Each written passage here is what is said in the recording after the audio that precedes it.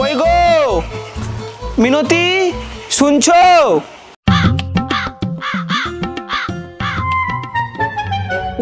যা গরম পড়েছে, কোথায় যে গেল? হ্যাঁ আসছি গো। ও তুমি চলে এসেছো? কেন না আসলে কি বুঝি ভালো হতো? ও মা, এরকম তো আবার কখন বললাম? আচ্ছা অনেক হয়েছে, নাও ব্যাগটা ধরো। কই গো শুনছো, এদিকে এসে একটু বসো।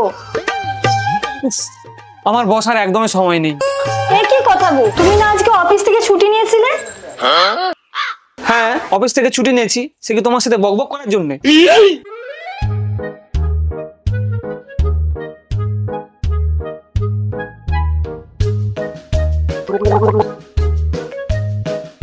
নিচের সামনে আমার জামাই ষষ্ঠী, কত যে খরচা হবে তার ঠিক নেই। আমার মাথায় সংক্রান্তি লেগে আছে, তার আবার এখানে ঢং করতেছে।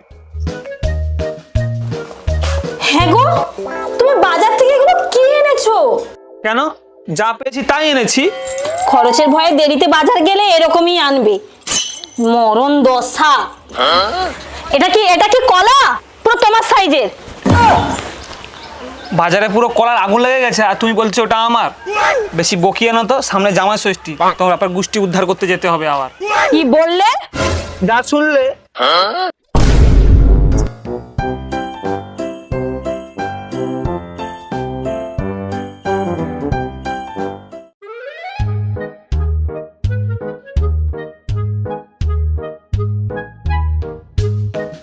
গো, তুমি কি একটা বাইকও কিনতে পারো না? জানো তো, বিয়ের আগে জীবনটা খুব সুন্দর ছিল, বিয়ের পর শুধু খরচা আর খরচা।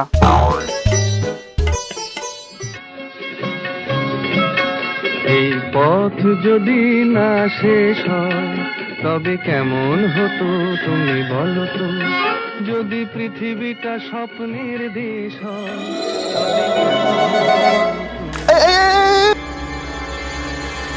কি হয়েছে কি, তুই দেখে চলতে পারিস না?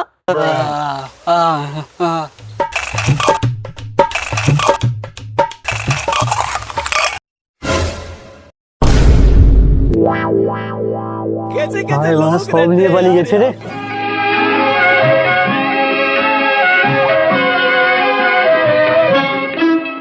কোন রাখালে ওই ঘর ছাড়া বাসিতে সবুজে, ওই দোল দোল হাসিতে রাখালে কোন ঘর ছাড়া বাসিতে। মা, ও মা, আমরা এসে গেছি। তোরা এসে গেছিস? দাঁড়া একটু দাঁড়া, আমি আসছি। হ্যাঁ কি গো, তোমার মা তো হ্যাপি মুডে আছে, তাহলে হয়ে যাক। না না না, তাহলে থাক থাক।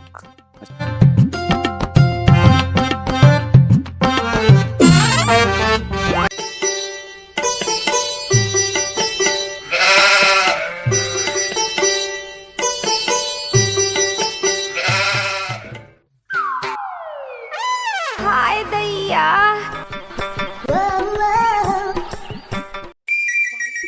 আরে বাবা শ্বশুর, আপনার কি চুলকনি হয়েছে নাকি? এই নিন মা, এটা রাখুন।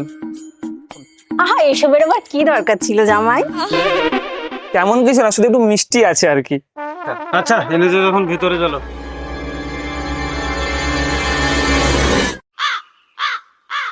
বলি শুনছো? হ্যাঁ শুনছি, কি বলবে বলো।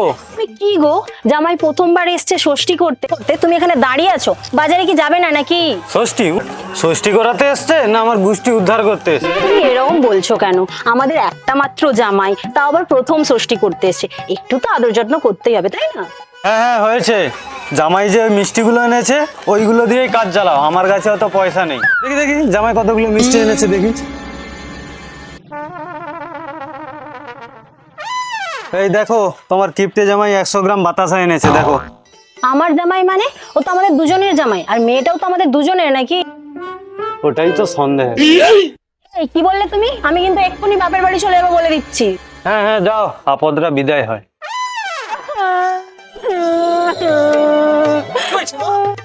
কাঁদছেন কেন? কাঁদবেন না, কাঁদবেন না। চুপ করুন মা, চুপ করুন, কাঁদবেন না, কাঁদবেন না। শালা চুলকানি আর দেখা যায়? চলো চলো ভিতরে চলো, ভিতরে চলো। চলুন মা, আসুন আসুন আসুন।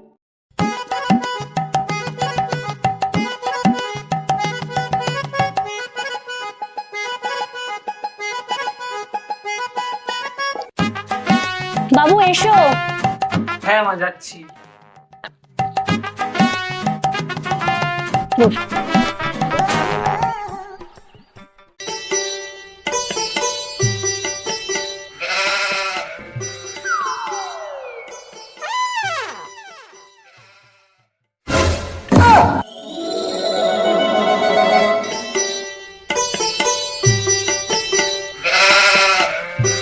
ফাগাড়ে গরু বললে সুকুন ঠিক খবর পেয়ে যায়।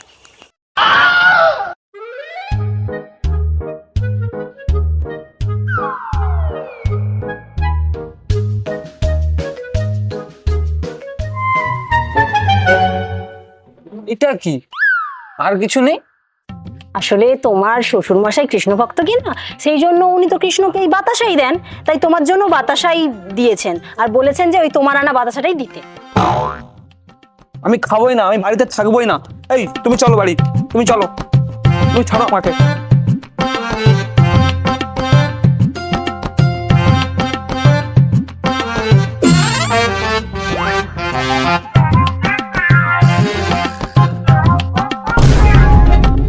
আরে শালা, তুই তো সকালে ভিক্ষা মাগছিল, আসলে চিকন চাকন হয়ে ঘুরতেছ, কি ব্যাপার?